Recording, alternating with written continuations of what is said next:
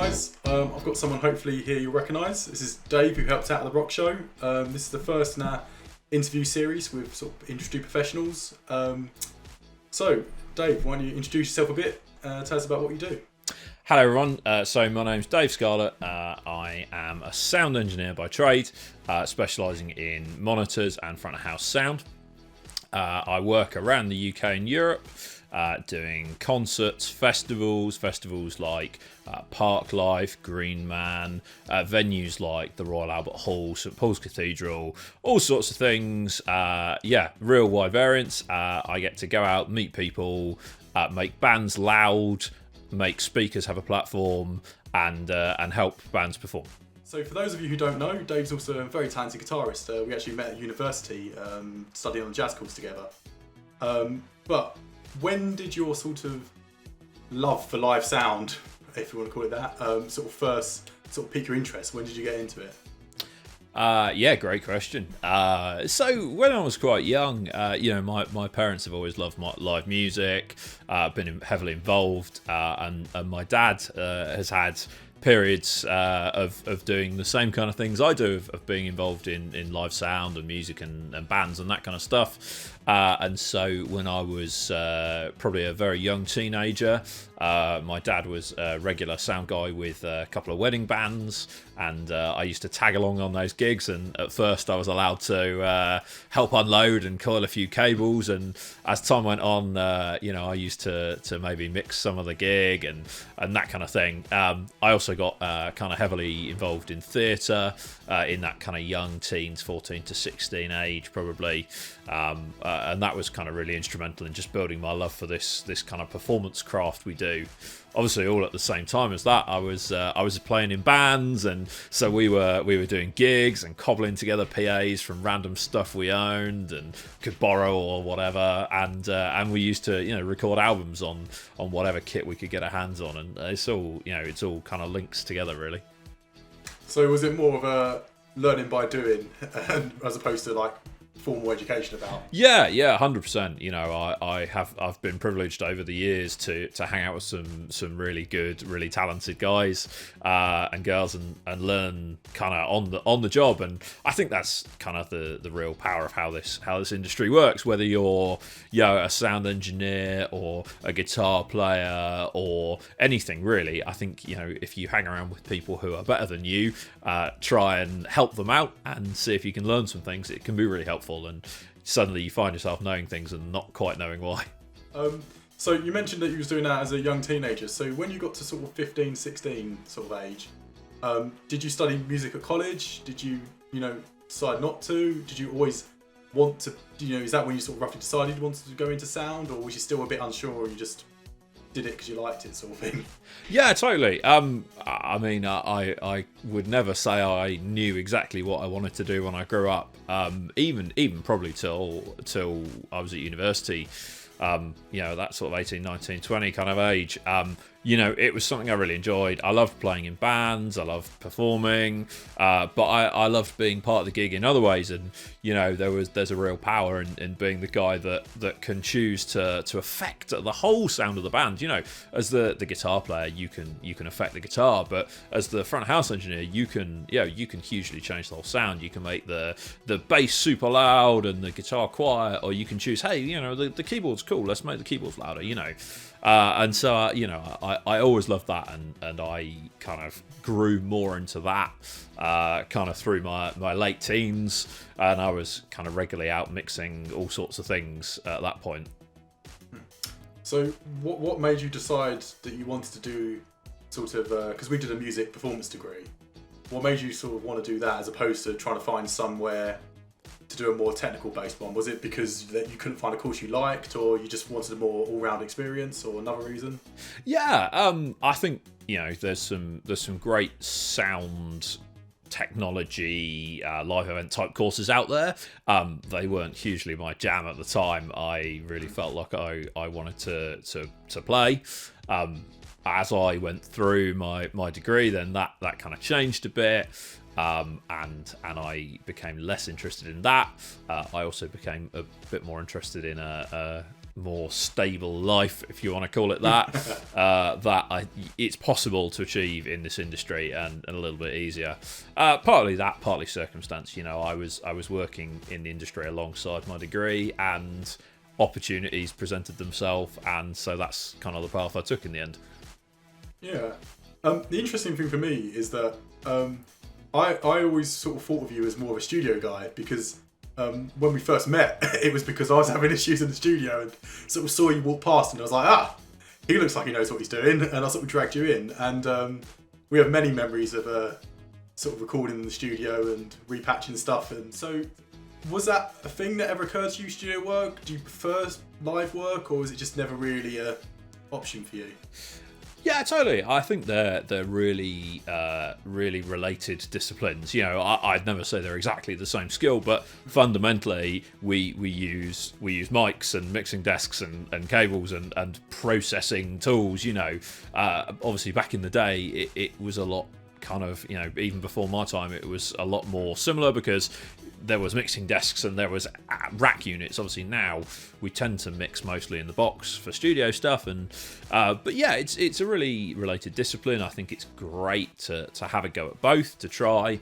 For me, as much as I love making albums and that's cool, and I love getting performances, I think it's I love the rush of the live gig. For me, the adrenaline of turning up at a venue and having 4 hours to make it happen, because that's when the punters are going to be let in. That's when doors are.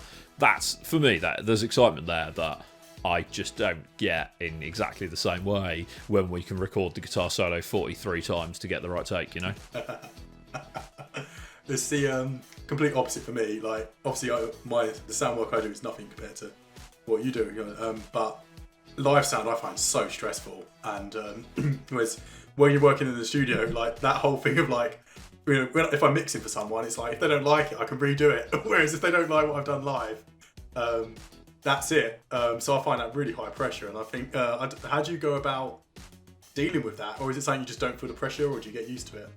I think you get used to an amount of it. I think if you don't feel anything before you go into a gig, whether that's as a performer or the engineer or anything, I think if you don't feel anything, then you're probably complacent or just jaded. But no, I mean, yeah, I feel some pressure, but for me, that's part of the excitement of what we do. I think if you've got your preparation right, then you've got nothing to be scared of. But also, let's be fair, the worst that happens is the sound's not quite great and there's a few unhappy punters. We're not dealing with life or death here, You mentioned earlier that you do a lot of monitor engineering. Can you just explain for people that might not know what that is, what it is, and why you enjoy doing it so much?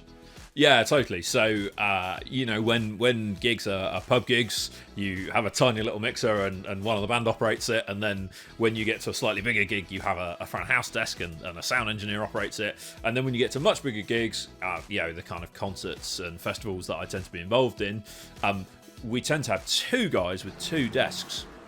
And so the person out front is the front house engineer. They're taking care of everything the audience can hear, and they just concentrate on that. But that means there's a band, and as a band you need to hear things. You've got monitors, or maybe you've got in-ear monitoring. You need to hear what you want to hear. You need someone to talk to about that. And so that's what the monitor engineer does. He has a completely separate desk and a completely separate system, and all he or she does is cares for the band on stage. So we're on stage or just off stage in the wings usually.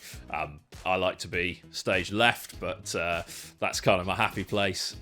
So yeah, we're just caring about the band, making those sounds right. It's a slightly different discipline. It's the same kind of skills, but some slight tweaks. The big thing for me is I'm right there with the band. I'm part of the excitement. We're part of the vibe, and I'm directly facilitating those performers doing their thing. And for me, that's really exciting. I love being part of that. And I think as a musician, I've got a real kind of unique skill there. I feel like sometimes I can know what the band want before they even want. I can react to things a little bit quicker and a little bit more musically than perhaps some guys that don't have the musical background. I was about to say, is that because of your guitar and bass playing background? Like you feel like you can identify with the band, so you'll feel almost like part of that experience. Yeah, totally. You know, I've been there standing in the lead guitar player's spot on stage, knowing that it's super important that I can hear, you know, the kick drum to feel some timing, and it's super important that I can hear the lead vocal for my cue. But, you know, the guitar player on the other side of stage who's got this massive amp cranked up, probably not so much, you know. So I think, you know, there's a bit of intuition there, and just on a kind of social level, it's easy to relate to guys that I would otherwise be in a band with, you know. So, have you got any advice for sort of any of our ovation lot that want to get into live sound, how they could go about doing it, or, you know, any sort of articles, videos, courses, or just any sort of advice they could do really to get into it? Yeah, totally. I mean, you know, there's loads of stuff available out there on the internet now, you know, masterclasses online, YouTube, you know, there's so much stuff. You know, for me, I think it's great to learn, but the big thing's just to get involved. You know, if you've got a band, then why not try and take that on? You know, be the one who looks after the desk. If your mates have got bands and they don't have anyone to look after the desk, why don't you have a go? And yeah, okay, maybe on a small gig you're looking after 2 vocal mics and maybe an acoustic guitar or something. But it's all skills building. You know, you can try stuff out, and you know, so it goes upwards. And you know, once you get more embedded into it, seek out other opportunities. You know, I used to do theatre. You know, there's loads of available volunteering roles in amateur theatre, and then maybe, you know, that stuff leads on to a job. You know, I did that when I was a teenager. Or, you know, PA companies, anything like that. You know, just try and get experience, I think. But we've said all those skills are transferable, so if you can't maybe get hold of some live sound experience, have a go at some studio stuff. You know, if you can borrow some mics from a friend and, you know, get some cheap software on your laptop and see if you can maybe have a go at mixing a record. You know, if you're keen, I think people will always be keen to work with you. Experience is such an important thing. Like, obviously when we was at uni together, we did quite a lot of gigs, and because of your background and sort of your expertise, we'd always used to rely on you to do sound. And I'll never forget our old band, after you left, we had a gig booked and everyone was like, oh, it's fine, well, Jack could do sound. It's like, can I? And it was just because purely I used to do what I was told from you. And but you know what, it was a disaster, but I learned so much because something was going wrong and I had to go and fix it. And there was no sort of like, how do I fix it? I just had to fix it, you know, and so you find workarounds and stuff like that. And I think you're entirely right. Having the real world experience, just can't beat it. Yeah, I think every performer should have some knowledge of sound. You know, for me, you know, it's the vocalist who turns up with nothing and doesn't seem to know how the monitors work or can't even plug their own mic in. You know, that for me, that's crazy. You know, every performer should, you know, understand, you know, how mic technique works, you know, how you should sing or speak into a microphone. Every performer should understand how to coil up cables well. You know, even if you're a guitar player, you know, coiling up your jack leads right is just huge. And you know, I think it's so important for bands to work together. So do you think this is a useful skill that all musicians should learn a bit of? You know, will it be helpful for them? Yeah, totally. I think every performer should know something about live sound. You know, you don't necessarily have to know how the threshold of a compressor works, but you know, if you're a singer, you should know where to plug your own microphone. You know, if you are a guitar player or a bass player, you know, even knowing how to coil cables so you can coil your own jack cables properly, they'll last longer and they'll work better. You know, I think it's really important. Every band member should be able to just jump on the desk and tweak the level of the vocal. It's just hugely helpful. And when you get to bigger gigs and start playing with real sound guys and monitor engineers and stuff like that, knowing just a little bit will help you talk to them in a much better way.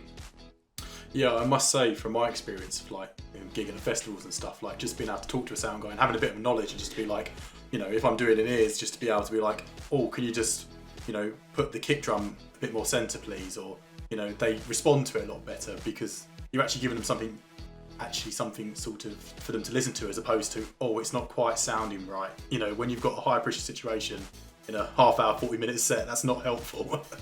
Yeah, I think that's a great tip as well. You know, talking about how to deal with sound engineers, you know, it's really important to be specific. You know, can I have everything louder? Isn't hugely helpful. or it just doesn't quite sound right. Try and come up with ways of describing how you feel. Even if it's my guitar sounds a little bit bright, or my voice is a little harsh. Try and say things like that, and really think about what you need to hear. We'd all love to be hearing a CD quality mix of our band, but in reality, what do you actually need to hear as part of your gig? Do you need the vocals? Do you need the kick drum? That kind of thing. Yeah, that was a big thing for me with when we started moving over to InEars. It's just realising taking stuff out, and less is almost more. If you've got 2 keys players, do you really need that person just padding out a little bit on some synths, or do you need all the backing vocals, because it's all taking up room in whether you're in your ears or in your monitor. And a lot of the time I find when people are saying something they can't hear themselves, it's not actually that they're too quiet, it's the fact they've got everything in there. That's a really typical thing I've noticed. People say, "Oh, can I just have a bit of everything?" It's like, why? You just want to be able to hear yourself and maybe the bass player. So I think it's just learning that, as much as I hate to say it, less is more. Yeah, and I think, balancing as a band is super important as well, and that's something you can practice in the practice room. If you constantly find that the drums drown out the vocals, well, maybe think about bringing the drums down a little bit and not pushing the vocals up. If you sound great with minimal amplification as a band in a room, then all a sound engineer has to do is make that to a level for the big room. That's great for us. If you sound amazing as a band in the small room, you're going to sound great in the big room. Right, so just to change the subject a little bit, like I said earlier, you helped out at our rock show earlier this year. How did you find the experience? Yeah, it was really exciting. I loved seeing all the performers, really enjoying the new experience for some, and those who perhaps a bit more experienced, kind of really settling into that kind of environment. It's really great to see young people enjoying music and being so proficient. So I think we've just got time for one more question, and that would be, what would be your sort of one bit of advice for our students at Ovation? I think, it has to be find the thing you're passionate about within music and run with it. If you want to play guitar, if you want to be a sound engineer, whatever you want to do, then just go for it. This industry is exciting, it's dynamic, it's great fun, and it's really rewarding. And every time I find myself in the middle of a muddy field, cold and wet on a festival show, and I get slightly grumpy, I remind myself that actually it's brilliant fun to be right next to a band who are absolutely slaying it. To my left is a crowd of 10,000 people who have paid their money to be there and can't imagine being anywhere else. What an absolute privilege we are to be in this industry. Well, thank you very much for joining us, Dave. It's been great having a chat with you. Hopefully we'll have you back on a video or two, not too distant future, and never know, hopefully you might see you at the rock show again next year. Yeah, thanks so much.